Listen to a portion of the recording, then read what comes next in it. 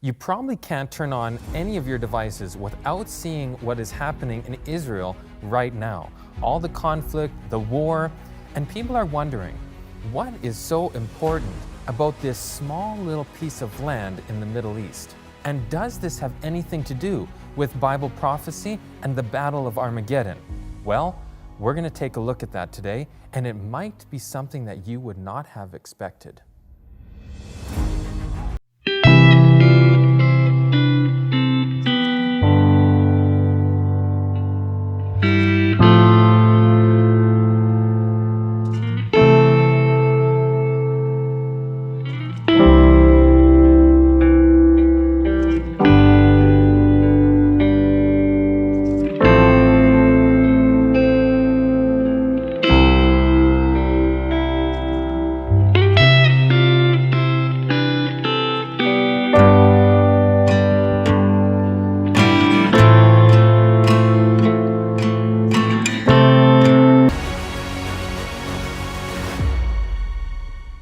Now, before we answer the question if this affects us now at the end in Bible prophecy, we have to go to the beginning of the story.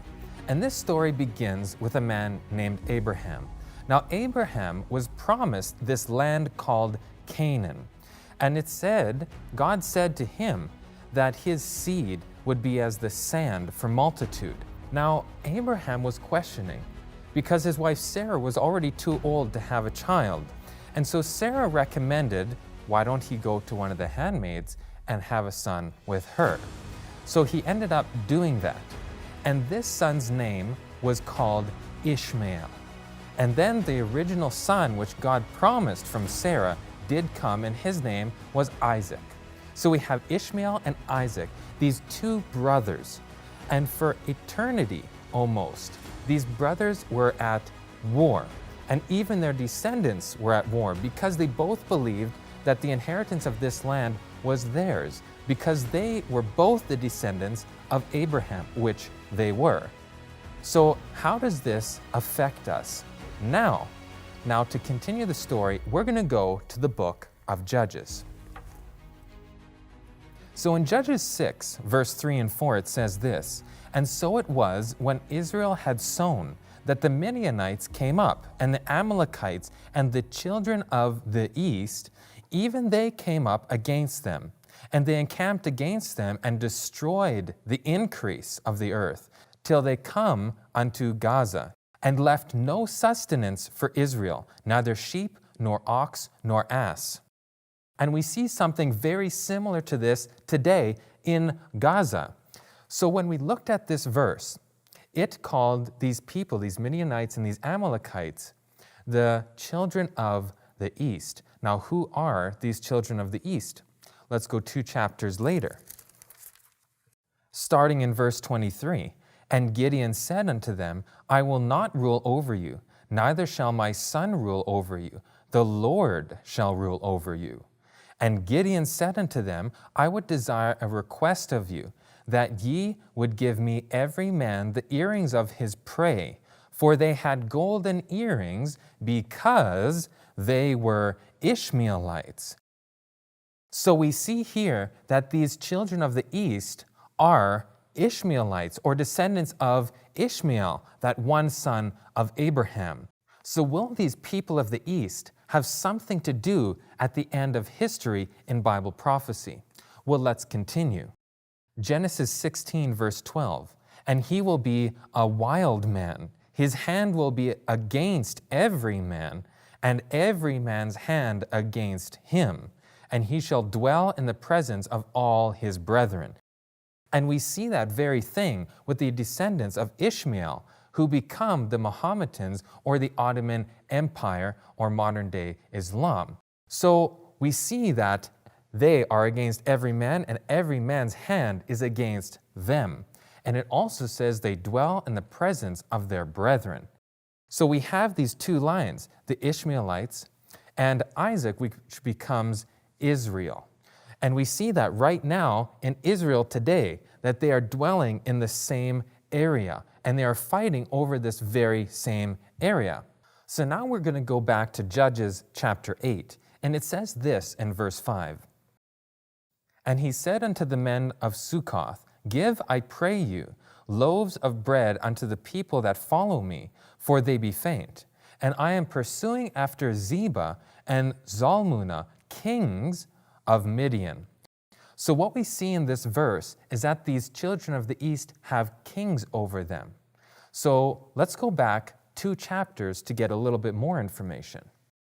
And so it was when Israel had sown that the Midianites came up, and the Amalekites and the children of the east, even they came up against them. This is the verse that we just read. Going on to verse 4, and they encamped against them and destroyed the increase of the earth, till thou come unto Gaza, and left no sustenance for Israel, neither sheep, nor ox, nor ass. Now going to verse 5, we see something very interesting. For they came up with their cattle and their tents, and they came as grasshoppers for multitude. For both they and their camels were without number, and they entered into the land and destroyed it. So here we see in verse 5 that these children of the east, these Ishmaelites and the descendants thereof, are likened to grasshoppers or locusts. And this is very important when talking about Bible prophecy. So let's take a look at something very interesting here. And this is a map of the location of locust and the Mohammedan. And it is uncannily similar. So we can see here, even in the Bible representation of this creature with these people, it has these similarities. It goes across and it decimates in its path. So now that we see this power that is described as a locust, where does this show up elsewhere in the Bible? And does it have anything to do with what's taking place now? So let's take a look at Revelation 9, where this shows up again. And it says in verse 1, And the 5th angel sounded, and I saw a star fall from heaven unto the earth, and to him was given the key of the bottomless pit.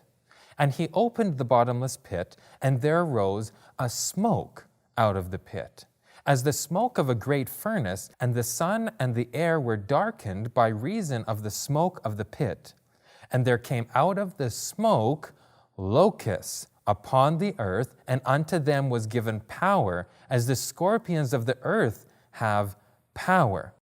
So we see in Revelation chapter 9, these locusts showing up again, represented by the Mohammedan or descendants of Ishmael. Now it says in verse 4, And it was commanded them that they should not hurt the grass of the earth, nor any green thing, neither any tree, but only those men which have not the seal of God in their foreheads. So these people were commanded to hurt not those people who have the seal of God. So in the end of this world's history, should we be fearing this group of people? No, because God has commanded that He would protect us from them. But these locusts here in Revelation 9, let's take a look at some of the Second Advent believers who are preaching the second coming of Christ, what they said in the 18 and 1900s, 200 years ago.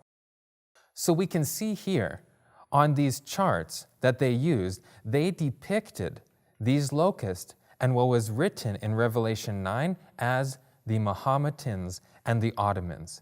And we know from what we just read in the Old Testament that this is the truth and this is the case. So we've seen that these people already understood this 200 years ago.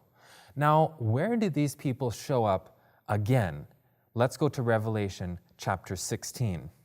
Starting at verse 12, it says this, And the 6th angel poured out his vial upon the great river Euphrates, and the water thereof was dried up, that the way of the kings of the east might be prepared. Now, do you remember what we just read in Judges?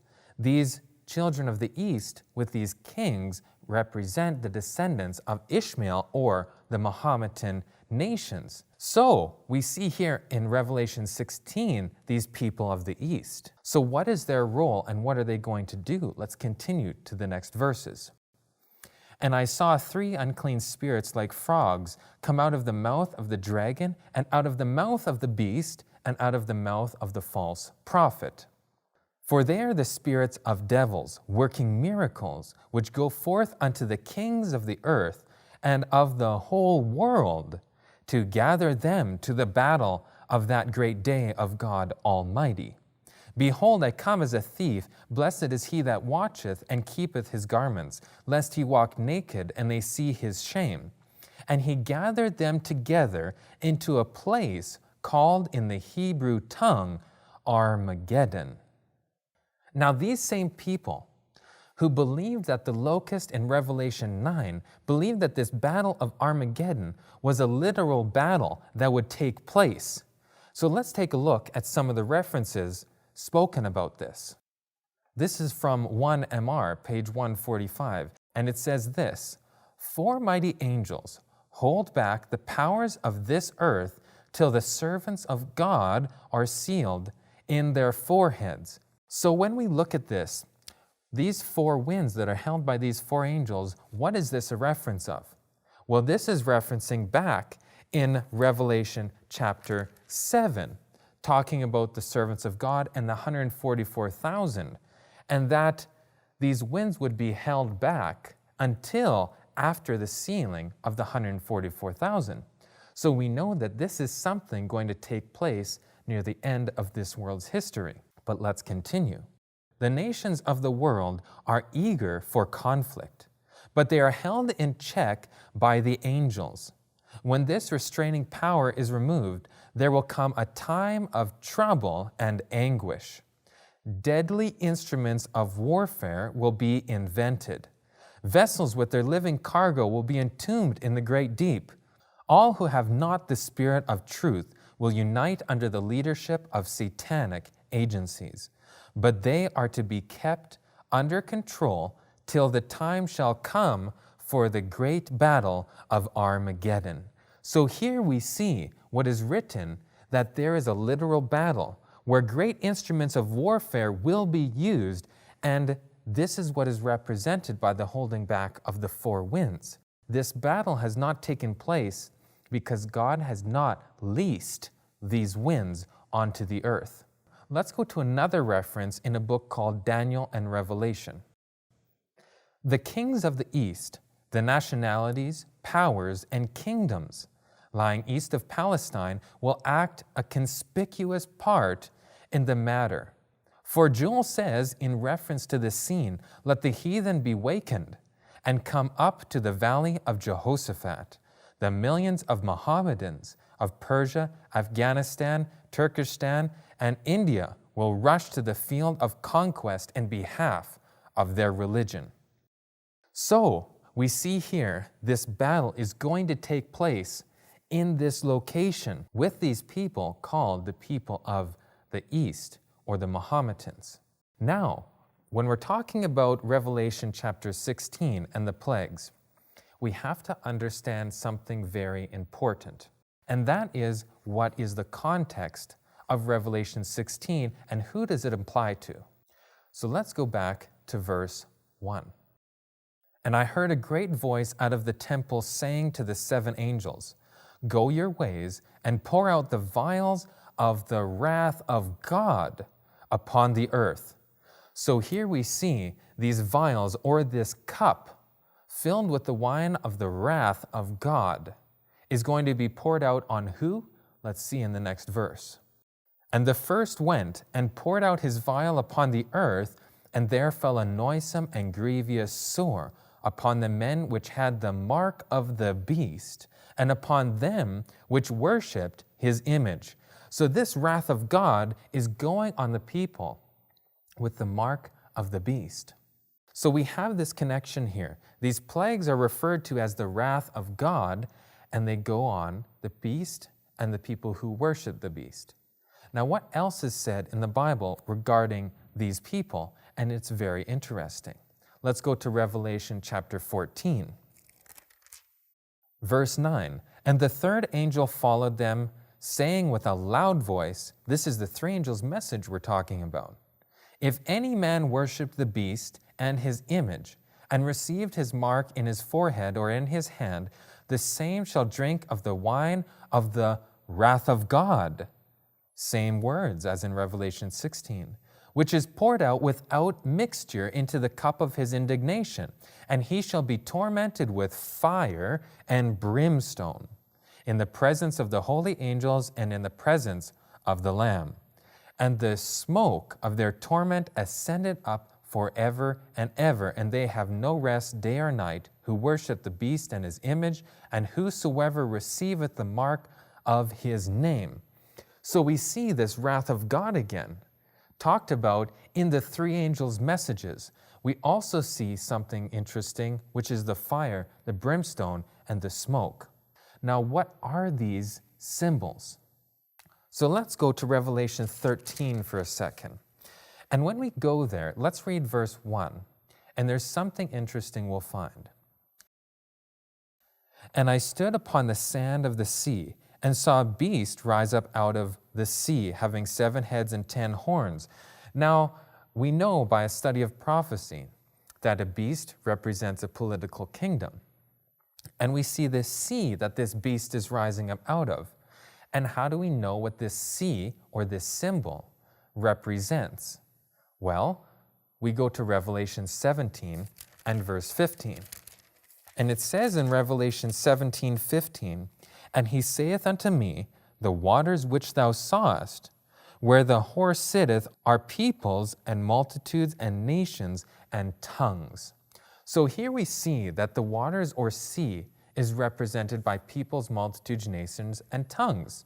So this is very solid biblical hermeneutical principles, and we need to be consistent. So now let's go back to Revelation chapter 14.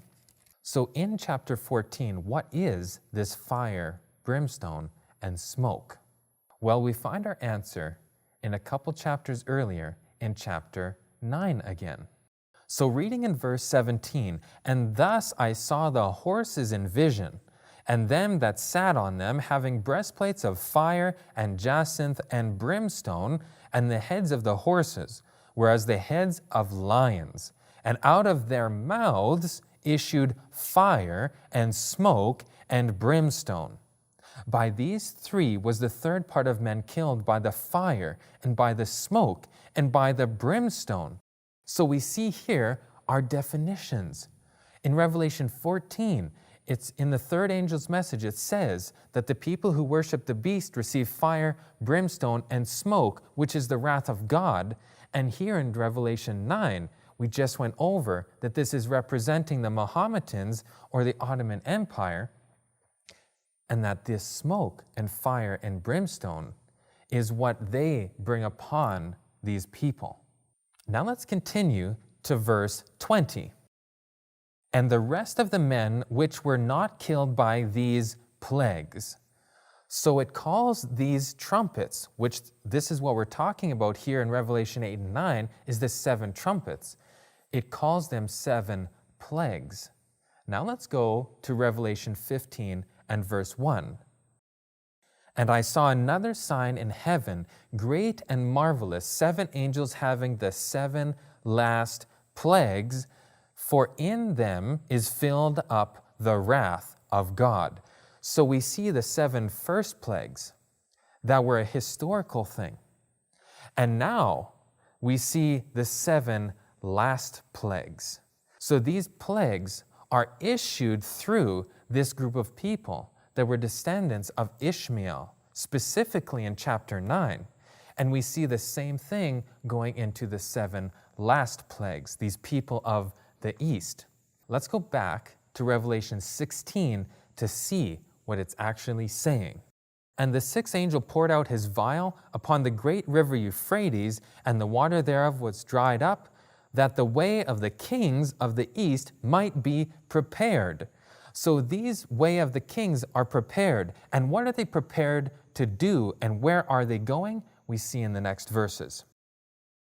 And I saw 3 unclean spirits like frogs come out of the mouth of the dragon and the mouth of the beast and out of the mouth of the false prophet. Verse 14, for they are the spirits of devils working miracles, which go forth unto the kings of the earth and of the whole world to gather them to the battle of that great day of God Almighty.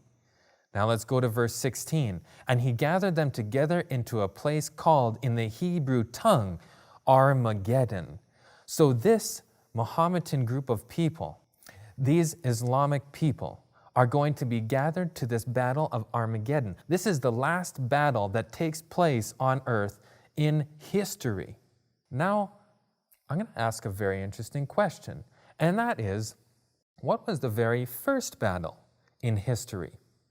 Well, if anyone just looks it up on Google, and if they look in their Bible, they will see that the very first battle was in 1479 BC, called the Battle of Megiddo. Now that is very interesting. Let's go to Isaiah 46 to give us a little more insight. Now let's read verse 10. And it says, declaring the end from the beginning, and from the ancient times the things that are not yet done, saying, my counsel shall stand, and I will do all my pleasure. So Isaiah is telling us that God shows us the end from the beginning, the last battle from the first battle. So this first battle, called the Battle of Megiddo. And what is this battle?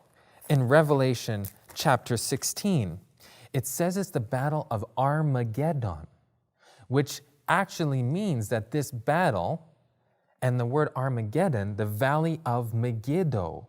So this is the battle of the Valley of Megiddo taking place again. So the first battle was the Battle of Megiddo, and the last battle will be the Battle of Megiddo as well.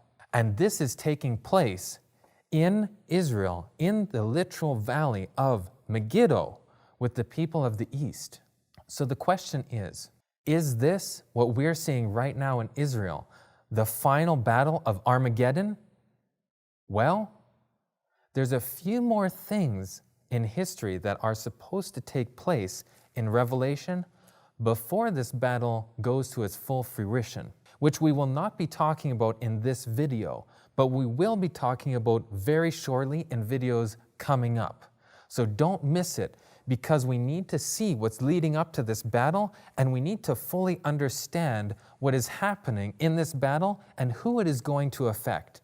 And if we already see the rumblings of this battle taking place, then we know we are extremely close to the closing scenes of this earth's history.